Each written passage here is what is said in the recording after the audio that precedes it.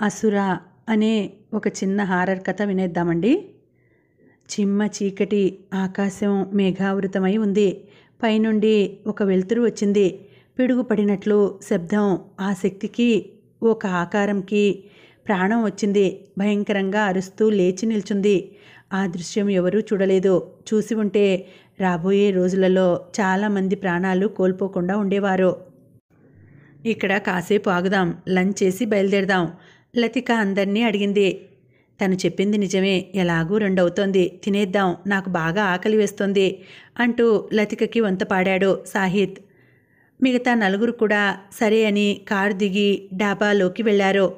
లతిక, సాహిత్, రాహుల్, ప్రియా, రూప, అరవింద్ అందరూ ఒకే ఆఫీస్లో పనిచేస్తున్నారు. శని ఆదివారాలు అందరూ కలిసి సరదాగా గడపడం అలవాటు. ఇప్పుడు అందరూ అడవిలోకి ట్రెక్కింగ్కి వెళ్తున్నారు. ఏంటో రోజంతా ప్రయాణంకే సరిపోయింది. రేపు పొద్దున్న ట్రెక్కింగ్కి వెళ్ళే ఓపిక ఉంటుందా అంది ప్రియా. మనం వెళ్తుంది నల్లమల్ల అడవికి. అక్కడ ప్రకృతి అందాలను చూస్తే ఎక్కడలేని ఓపిక వచ్చేస్తుంది అన్నాడు అరవింద్. మీ అంకుల్ వాళ్ళ గెస్ట్ హౌస్ నుండి మన ట్రెక్కింగ్ ప్రదేశం ఎంత దూరం ఉంటుంది రాహుల్ అడిగింది లతిక. కాస్త దూరం నడవాలి, కానీ చాలా బాగుంటుంది అన్నాడు రాహుల్. కానీ నాకొక డౌట్, అసలు మనం వెళ్తున్న దారి సరైనదేనా? ఎవరినైనా అడుగుదామంటే కనుచూపు మేరలో ఎవరూ కనపడట్లేదు అన్నాడు సాహిత్ రాహుల్ వైపు చూస్తూ. ఈలోగా అరవింద్ ముందుకు చూడు అనడంతో సడన్ బ్రేక్ వేశాడు సాహిత్. ఒక్కసారిగా అందరూ ఉలిక్కిపడి చూశారు. ఒక వ్యక్తి ఎదురుగా ఉన్నాడు. వేషధారణ చూస్తే అడవిలో ఉండే గిరిజనుల్లాగా ఉన్నాడు.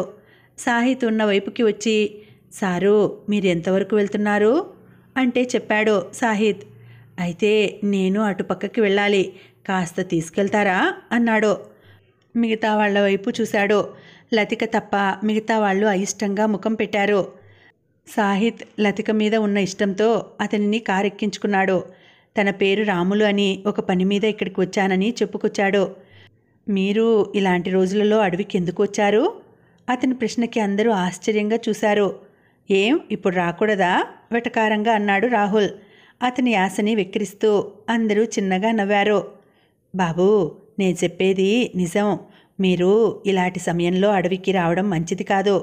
ఇది ఇప్పటిది కాదు, ఎన్నో ఏళ్ల నుండి ఉన్న ప్రమాదం.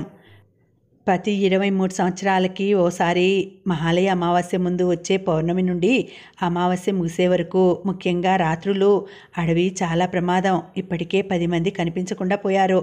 వాళ్ళు బ్రతికి ఉంటారని అనుకోను అని కాసేపు ఆపాడు అతను. వాళ్ళు ఏమైపోయారు? ఎవరైనా చంపేశారా? ఎందుకు ప్రమాదం అంటున్నావు అడిగింది లతిక. వాళ్ళని చంపింది మామూలు మనిషి కాదు, ఒక వింత మనిషి. ప్రతి 23 ఏళ్లకు ఆ భయంకరమైన జీవి భూమి మీదకు వస్తుంది. పౌర్ణమి నుండి మహాలయ అమావాస్య ముగిసే వరకు ఆ రాక్షసుడికి చాలా శక్తి ఉంటుంది. ముఖ్యంగా చివరి 3 రోజులు శక్తి రెట్టింపు అవుతుంది. పగలైతే ఒంటరిగా ఉన్న వాళ్ళని తినేస్తాడు. రాత్రులు గుంపుగా వెళ్ళినా ఒంటరిగా వెళ్ళినా వాడి కంటపడితే వాడికి ఆహారం అవ్వాల్సిందే. ఈ చివరి రోజు దాని శక్తి ఇంకా రెట్టింపు అవుతుంది. మీకు జాగ్రత్తగా ఉండండి అని చెప్పడం తప్ప ఇంకే సాయం చేయలేను. వీలైతే రాత్రులు అడవికి వెళ్ళడం మానుకోండి. ఇక్కడ ఆపు బాబు అని అన్నాడు. మరి మీకు భయం లేదా అడిగాడు సాహిత్. దానికి ఒక నవ్వు నవ్వి, మమ్మల్ని మేము కాపాడుకోవడం తెలుసు, కానీ మీరెక్కడి నుండో వచ్చినోళ్ళు, అడవి గురించి పూర్తిగా తెలియదు కదా అని చెప్పాను అని వెళ్ళిపోయాడు. నాకు చాలా భయంగా ఉంది, మనం వెనక్కి వెళ్ళిపోదాం అంది లతిక. మంచి ప్రోగ్రామ్ని అప్సెట్ చేశాడు ఆ ముసలోడు. అయినా నువ్వు కూడా ఏంటి లతిక వాడి మాటలు పట్టుకుని? ప్రియని, రూపని చూడు ఎంత ధైర్యంగా ఉన్నారో. ప్రతివాడు చెప్పే మాటలు పట్టించుకుంటే ఇక మనం ట్రెక్కింగ్కు వెళ్ళినట్లే అన్నాడు అరవింద్. లతిక చెప్పేది కూడా ఆలోచిస్తే మంచిదేమో అన్నాడు సాహిత్. చూడు, దాదాపు దగ్గరికి వచ్చేసాం, ఇప్పుడు వెళ్ళిపోదాం అంటారేంటి? హాలిడే మూడ్ పాడు చేయొద్దు లతిక, అందరం ఉన్నాం కదా, భయపడవద్దు అంది ప్రియా. రూప బయటకి చెప్పకపోయినా లోపల భయపడుతూనే ఉంది. సూర్యాస్తమయం అవుతోంది.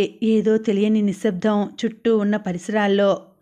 ఇంతలో కారు టైర్లో గాలి తగ్గుతున్నట్టు అనిపించింది.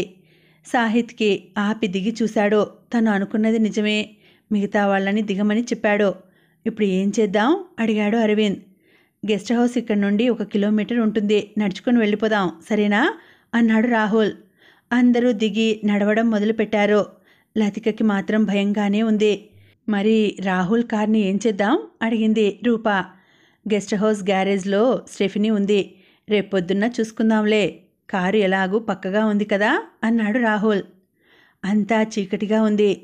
సాహిత్, నీ దగ్గరున్న టార్చ్ లైట్ ఆన్ చేయవా అడిగింది ప్రియా. సరే అని టార్చ్ లైట్ వేశాడు సాహిత్. ఒక్కసారిగా ఏదో అలజడి, చెట్లు ఊగుతున్నాయి. అందరూ భయంతో పరుగు పెట్టడం మొదలుపెట్టారు. ఇంతలో రాహుల్ ముందు అడ్డుగా ఉన్న చెట్టు కొమ్మని చూసుకోకపోవడంతో కాలికి తగిలి కింద పడ్డాడు.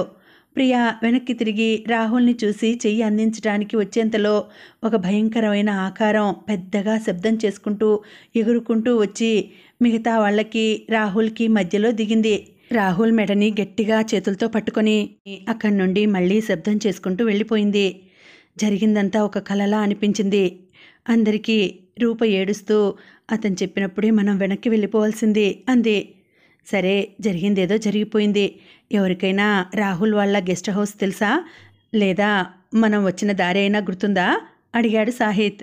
అంతవరకు ధైర్యవంతుల్లా మాట్లాడిన అరవింద్ ఇందాకటి దృశ్యం చూసి కొయ్యబారిపోయాడు.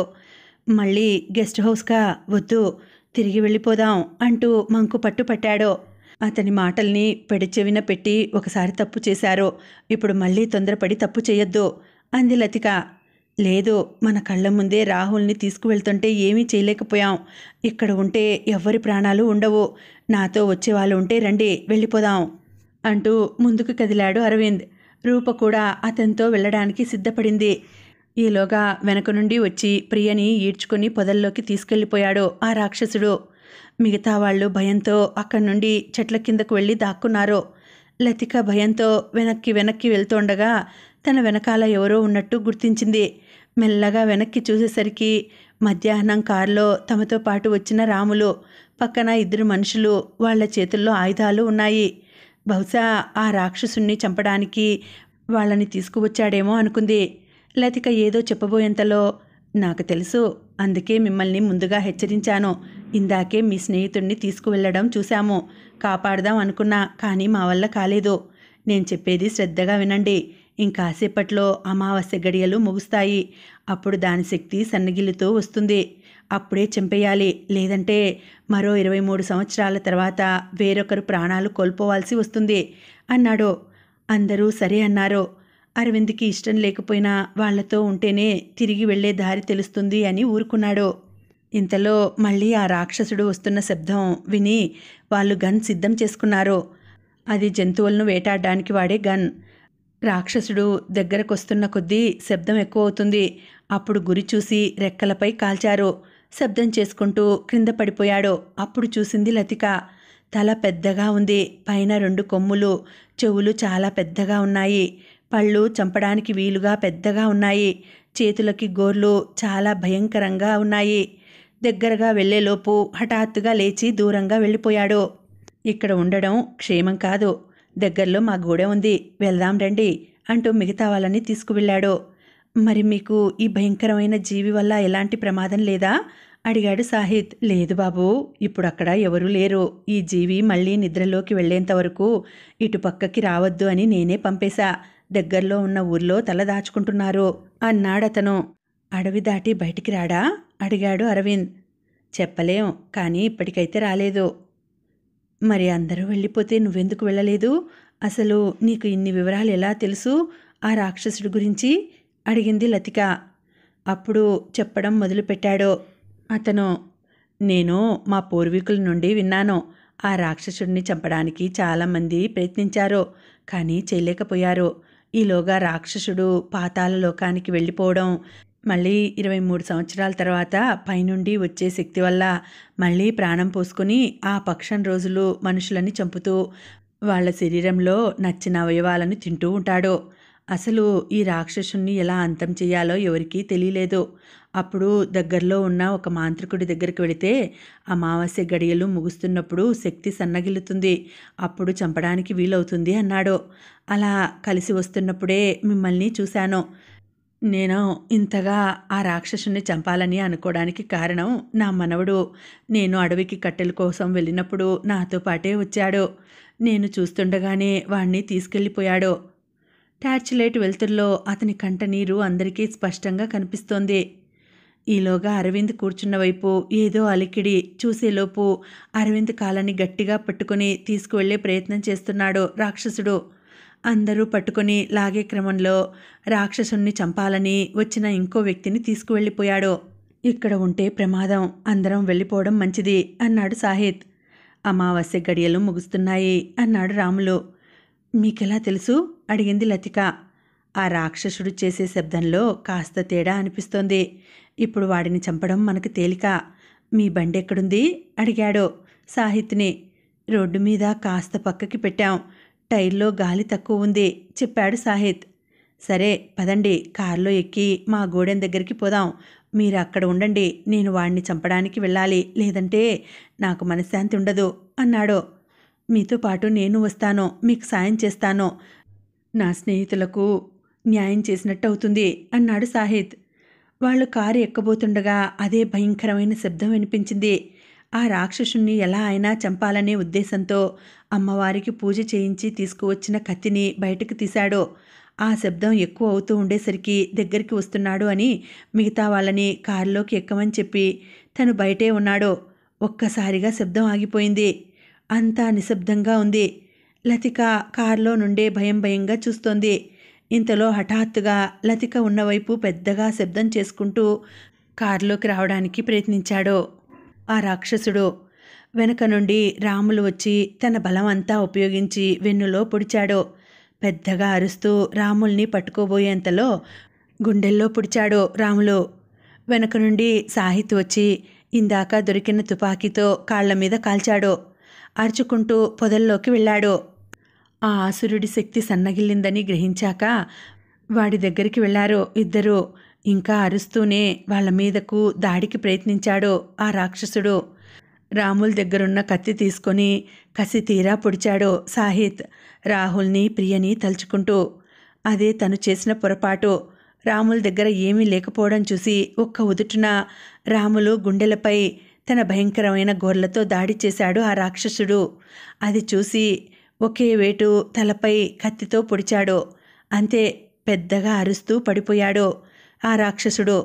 చలనం లేకపోయేసరికి చనిపోయాడు అని నిర్ధారించుకున్న తర్వాత రాముల్ని మెల్లగా కారు దగ్గరికి తీసుకువెళ్ళాడు సాహిత్.